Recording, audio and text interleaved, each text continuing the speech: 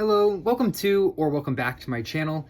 If you're new here, thank you so much for stopping by. And as always, if you are a recurring viewer or a subscriber, thank you so much for your continued support of my channel. I really appreciate you all being here. So today is Sunday as of the filming of this video, so I thought I would do my weekend reading update. This last week, I did not put out as many videos as I typically like to do, so I do want to apologize for that.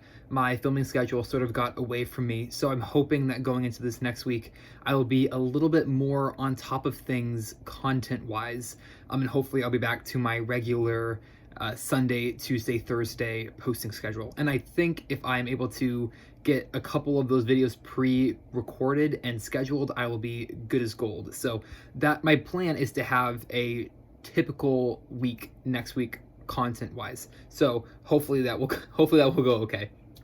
So I thought that I would just do a bit of a reading update, what I have read, what I'm currently reading, just all that kind of good stuff. So I thought I'll just start with what I have read this week. I've had a pretty good reading week, or had a pretty good reading week last week, which was sort of surprising because I got a lot more read than I thought I would, which was fantastic.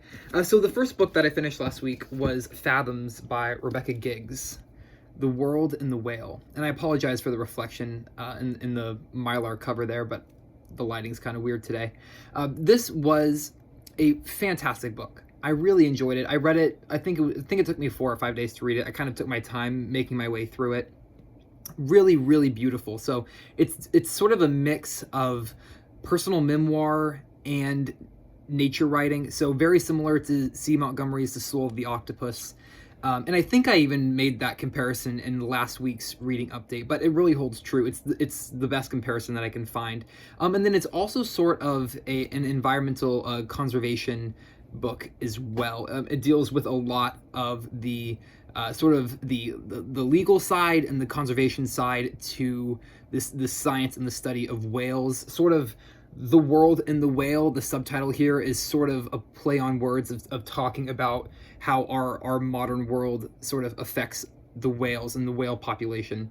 Rebecca Giggs talks about a beached whale that when they did the sort of the dissection to see what was wrong with it, they found a bunch of paper and plastic products that the whale had swallowed that had essentially sort of choked it and wouldn't digest and mess it up and eventually led to it being killed. It wasn't the cause of the killing necessarily, but sort of talking about the ways in which modern society and the modern treatment of oceans is affecting whales directly as well as indirectly by affecting their ecosystems and things like coral reefs that then sort of trickle up to the level of a whale. So really interesting. It's not very long. It doesn't take very long to read at all, but it was certainly an impactful read. And I really enjoyed the writing style as well. It's not overly scientific. It's very accessible, very understandable. She lays out the science and the biology really, really clearly. So I didn't have a whole lot of questions. There were a couple of terms that I wasn't familiar with that I had to look up relating to marine biology. But after learning some of those, this was absolutely fantastic.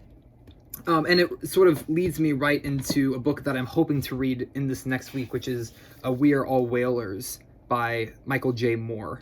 It's another really slim thing, so I'm hoping to be able to fit this into my reading, sort of just to tie directly into Fathoms. And then another book that I finished last night is Spineless, The Science of Jellyfish and the Art of Growing a Backbone by Juli Berwald, and I hope I'm saying her last name correctly. First off, absolutely love this cover. I thought it was, visually stunning and just a fantastic layout. This is a book that had been on my TBR for about the last month or so, and I searched thrift books, searched a couple used online book outlets trying to find a copy of this, wasn't able to locate one. The ebook was outrageously expensive at the time that I was looking at it. It was, I think, $14 or $15, which is absolutely insanely expensive. I try not to pay anything over $10 for an ebook. And even $10 for an ebook is incredibly expensive, in my opinion, because most of the time I'm able to get a copy on thrift books for under $4. So I decided to get this from the library. So this is a library copy, actually, as is as is Fathoms. These I read both of these from the library. I'm trying to start utilizing my local library more instead of buying right away. I want to borrow from the library first, read it, and then if it's a book that really resonates with me, really hits home, then I will buy it instead of buying it and then sitting on my shelf and never reading it and sort of just spending money and accumulating more and more books. Trying to use the library, read it. If I love it, buy it. If I just enjoy it but I don't love it, maybe it's not necessarily one that I need to add to my collection. But both Fathoms and Spineless will be hopefully become additions to my permanent library here.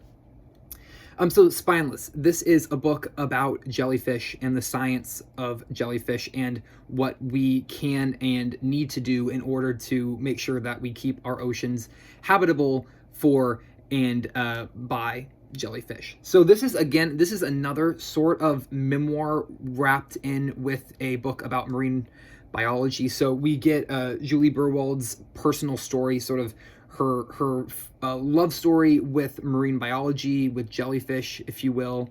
She was a marine biology major as well as a math major. So she's incredibly smart. She's not a marine biologist by profession, but she is by training.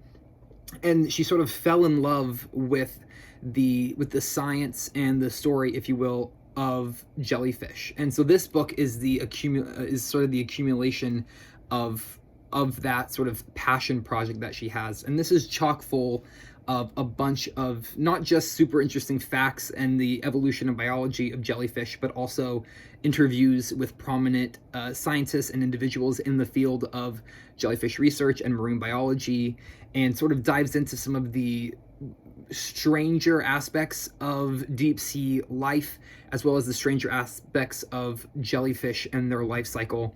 A couple things that I was not aware of before starting this book is there are certain types of jellyfish that are biologically immortal because when they hit the end of their lifespan, they can respawn their cells as a juvenile. So essentially, right before they die, they can revert themselves to an infant state, or in jellyfish terms, that would be a polyp state, and start their life over from a medusa to a polyp, and then back and forth, and like some really crazy stuff like that I was not aware of. And then also sort of the fact that jellyfish are in some cases almost the weeds of the ocean, kind of meaning they blossom, which is the term for a grouping of jellyfish. They blossom, and really it will happen overnight. It can happen almost instantly. There'll be no jellyfish in an area, and then it can be, thousands to even millions of jellyfish in a singular area. And they breed and they live in every ocean, every corner of the oceans. So they're incredibly resilient. They live at almost all depths of the ocean as well. There's a specific species called the immortal jellyfish, which lives in the deep ocean, in the abyss region. So incredibly high pressures are put upon it, and the bell somehow still retains its shape. So there's a lot of really interesting little pieces of trivia almost in here, but then also a lot of just fantastic scientific research into jellyfish, talking about how they can be used in medical, how they're used in the medical industry to create new cancer-fighting treatments, sort of anti-aging, cell reversal, things like that. Also how their flow dynamics and their swimming mechanics are studied and used by the Navy and by physicists to figure out how to make more efficient moving sea vehicles and all this super fascinating stuff. So this was a fantastic read, and I read this over the course of 3 days. It's very readable. Again, the writing style is wonderful. Juli Berwald writes science textbooks, and so she is very skilled in sort of condensing down complicated and heady topics into very easily digestible passages, and that is shown again and again throughout this book. It deals with some fairly scientific material, but it's done in a very approachable way, very easily understandable, and there are beautiful illustrations in here as well. I'll see if I can find one. The chapters don't start with them, but the sections of the book do. So the sections of the book go through the life stages of a jellyfish, which I think is just a genius idea. So the first illustration here, we have the life cycle of a jellyfish going from the planula to the polyp, Strobolia to the Euphoria to the Medusa, which is the full formed. And so each chapter of the book, or each part of the book, is the life progression of a jellyfish. And I think that's such a great idea. Then moving on to my currently reading, I have 2 books that I am currently working on. One is for Classics and Company, and that is the book of Disquiet. I'm still really enjoying this one. I am on chapter/letter, I'm not sure what the appropriate term is, 200. So that's about 30% of the way through. And the way I'm tackling this is I am reading it on Kindle, but then I'm also listening to it on audio. And so I'm doing about 5 to 10 chapters a day. So they can be anywhere from just a couple of lines to 3 or 4 pages. And that's sort of the pace I want to take it. I want to take it at a bit of a slower pace so I'm able to more easily digest what's being written. It's not necessarily dense, but it's very wordy, and there's a lot that goes on within each chapter. So I'm trying to take it slow, kind of I split it up between reading at different portions in the day. And I cap myself because it's also, I'm finding it to be a book that is very readable. So I am finding it that I could just sit down and probably read maybe 100 pages without really even noticing any time going by. But I don't want to do that. I don't want to fall into reading it super fast. I started out reading it really quickly, and then I pulled back, slowed my pace down. So I don't want to get caught in sort of a speed race with myself of sort of just plowing through just because I'm really enjoying it. I want to savor it. I want to make sure that I'm getting everything out of it, and it's going really well. Then I am reading, this is the second book that I'm currently reading, and I started this one last night. I'm about 40 pages in, and it's Of Orcas and Men, What Killer Whales Can Teach Us by David Neiwert. And another fantastic cover. This is also another library cover, another nice little slim thing. I'm really loving these sort of, I guess, marine biology mixed with memoir type books. I'm finding them really fascinating. So I'm just running with it. This is the reading trend that I found myself in. So I'm trying to make the most of it. And this is absolutely fantastic. So this is about orcas, also known as killer whales, which are in the dolphin family. They're the biggest dolphin. They are incredibly intelligent, incredibly fierce. They are an alpha or an apex predator, so they are the top of their respective food chain. There's nothing above them, and there is a bunch surrounding not just the science of orcas that is sort of unknown, but also sort of their mythological impact on certain native tribes, particularly in the Pacific Northwest, as well as in Alaska and in Canada. So I'm really enjoying this. I'm very much at the beginning, so I'm on page 37, chapter 3. So it's really laying the groundwork at this point, sort of explaining a little bit about the stories and the lore surrounding the orca and its native habitat, a couple of tribal stories and things like that, which I find really interesting. So I'm hoping to read this one over the next couple of days, maybe have this one wrapped up by Monday by Tuesday or Wednesday, and then start into maybe We Are All Whalers next. And then the Book of Disquiet will continue on until the end of March. So there's still quite a bit of time with this. So I'll keep updates on this going as well on these weekend updates. So that is it for my reading update.